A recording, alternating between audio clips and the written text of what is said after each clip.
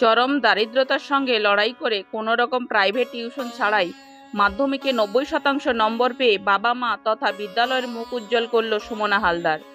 দক্ষিণ 24 পরগনা জেলার মথুরাপুর থানার অন্তর্গত কৃষ্ণচন্দ্রপুর শীতলা রোডের কাছে সুমনার বাড়ি। বাবা সুভাষ হালদার বাতাসা তৈরি করে বাজারে ফেরি করে বিক্রি করেন। বাবার সামান্য উপার্জনে খুব অনটনের মধ্য দিয়েই চলে সংসার।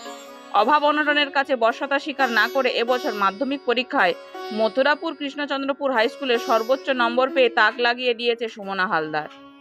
বাংলায় 91, গণিতে 87, ইংরেজিতে 85, ইতিহাসে 90, ভূগোলে 99, জীবন বিজ্ঞানে 98, ভৌত বিজ্ঞানে 97 সহ সর্বমোট 746 নম্বর পেয়েছে সুমনা। কৃষ্ণচন্দ্রপুর হাই স্কুলেই বিজ্ঞান বিভাগে ভর্তি হয়ে আগামী দিনে ডাক্তার হতে চায় সুমনা। সুমনার এই জার্নিতে সবসময় সাহায্য করেছে কৃষ্ণচন্দ্রপুর হাই স্কুলের শিক্ষক মহাশয়রা। আগামী দিনেও তারা সুমনার পাশে দাঁড়াবেন বলে জানিয়েছেন বিদ্যালয়ের প্রধান শিক্ষক চন্দন কুমার মাইতি। নিয়মিত নতুন নতুন খবর পেতে অবশ্যই আমাদের পেজটি লাইক, শেয়ার ও ফলো করুন। হাই স্কুলের এবারে মাধ্যমিক পরীক্ষার্থী সুমনা হালদার, পিতা সুভাষ হালদার, বাড়ি কৃষ্ণচন্দ্রপুর শীতলা রোড। মেয়েটি 647 নম্বর পেয়েছে। কোনো রকমের প্রাইভেট টিউশন না পড়ে স্কুলের উপর নির্ভরতা রেখে অত্যন্ত দরিদ্র পরিবারের এই ছাত্রী।